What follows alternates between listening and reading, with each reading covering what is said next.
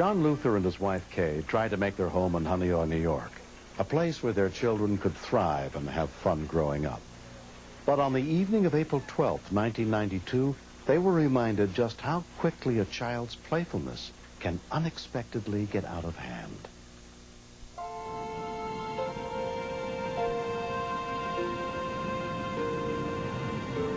It was about 6 o'clock on a Sunday evening. Shane and Kyle were wrestling with me. Hey guys, stop the wrestling. The house was quite cluttered with toys, so I decided I'd pick up the house. Come on, boys, show you. New game. Come on, boys.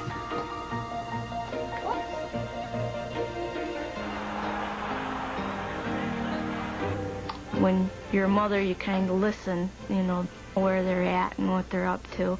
Hey, Kyle, try this. Shane, I heard him say to Kyle, "Kyle, try this." I spun around to see just what he was showing Kyle to do. Shane! All of a sudden, he knew he couldn't breathe. What I saw was that Shane was gasping, kind of stamping his feet. I hit him probably 2 or 3 times on the back. That didn't work. My next reaction was to give him a Heimlich move. The hitting on the back, the Heimlich, wasn't working. County Fire and Ambulance. Yes, this is K. Luther, 126 Lake Road. My 4-year-old son is choking to death. There's something in his throat and we can't get it out. Stay on the phone. I want to get an ambulance started. He's unconscious. I'm going to get an ambulance started. Mike, give me a red and white going, 126 Lake Road. Help was immediately dispatched, but the advanced life support paramedics were 25 miles away at the hospital. When we continue. Right in the abdomen and bring them inward and upward. Blood. She said something about blood coming. They were getting blood, and so I knew this isn't right. The Heimlich was not working.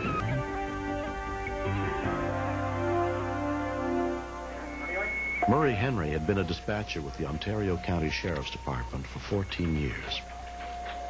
We get these calls frequently. Usually when they say, "My child is choking," and they're all upset, you know, you can hear a child screaming in the background. And that's the sure sign that the child probably isn't choking. I'm in the ambulance right now. His teeth are clenched. Okay.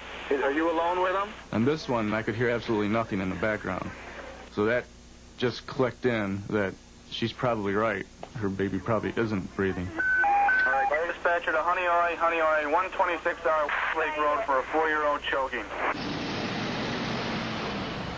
With the paramedics en route, EMTs with the Honeoye Richmond Volunteer Rescue Squad got the ambulance from the local station and headed for the scene. Do you know the Heimlich method? No, just tried it. Okay, you did try it? Try it again. Try it again. Put the hands, put his fists Under the ribs. under the ribs, right into the abdomen, and bring them inward and upward. Puffing up blood. Okay. She said something about blood coming. They were getting blood, and so I knew that this isn't right. Is the child conscious? Is he conscious yet? No, barely. Okay. Try it again. Try it again. Now he's doing mouth to mouth. Okay. He knows how to do mouth to mouth? Yeah. All right. Can you get his mouth open and clear out whatever might be in it? Can you get his mouth open and get out whatever? No, he can't. His teeth are clenched. All right. You reading that, honey? Assistant Fire Chief John Mason and his wife Sandy were closest to the scene. They've reported 4-year-old choking. Our tones went off, saying that there was a baby choking at 126, and I live at 131.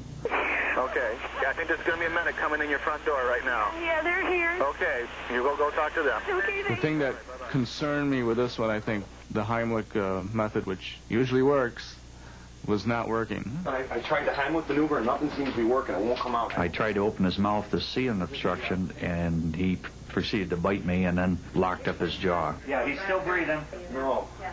Shane did not want anybody messing with him. You know, everybody was trying to do things to him, push on his stomach, hitting his back. John, he says, "We're not going to lose you. We're not going to lose you." And at that point, I knew that he was in really big trouble. I would say it was in a state of panic at that point. I felt absolutely helpless.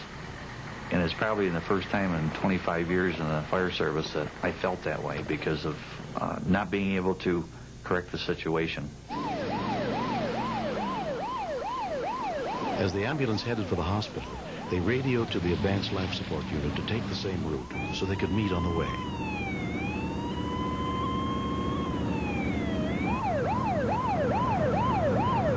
Among the rescuers treating the little boy was EMT Lee Stant. We tried the Heimlich Manuever and some abdominal thrusts. It just didn't do anything. His lips are blue. His fingers are getting blue, and he's just getting oxygen. That's all there is to it. I've been on a lot of calls. Sometimes a feeling will come over you where you know something tragic's going to happen to that person. In fact, sometimes you can almost predict that they're going to die.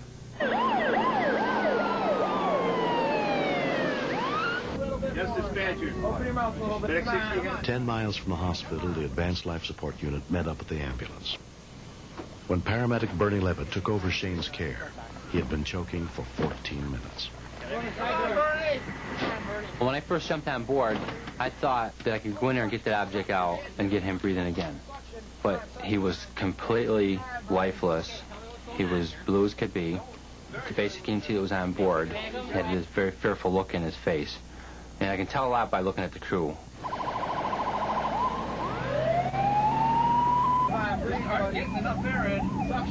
And I couldn't see anything but his vocal cords.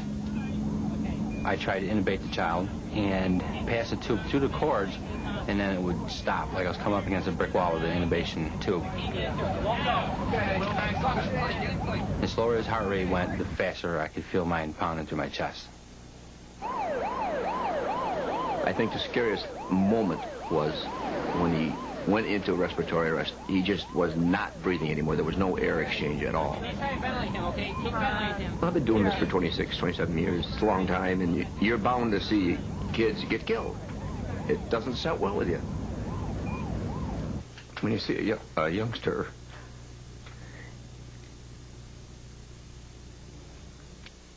in a situation like that, or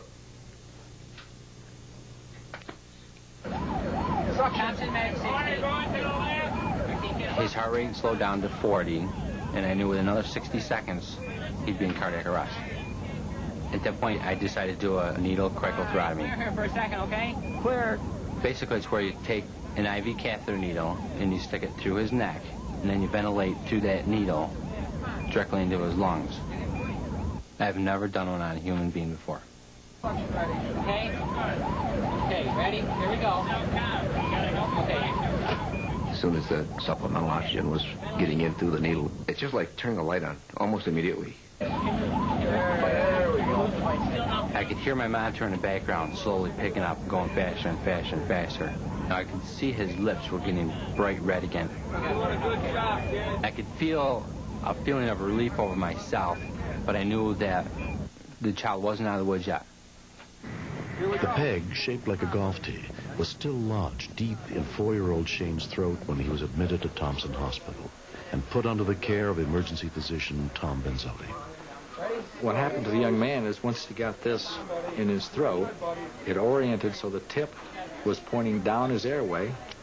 As he took a breath in, it would get sucked into his airway, and eventually it lodged there. You're doing good. Dad may well have made a difference with his Heimlich, because he may have been able to dislodge this, perhaps not remove it, but dislodge it enough to let his child get a few more gasps of air. Cut sequence.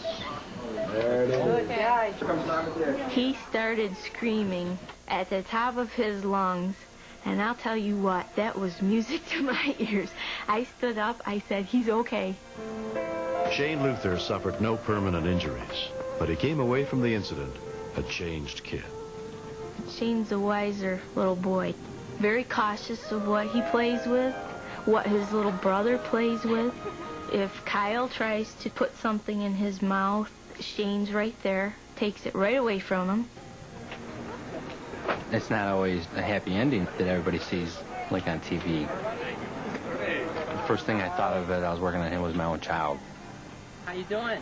Being a father myself, thinking about the father sitting up there, looking completely shocked, I could feel what he was feeling inside.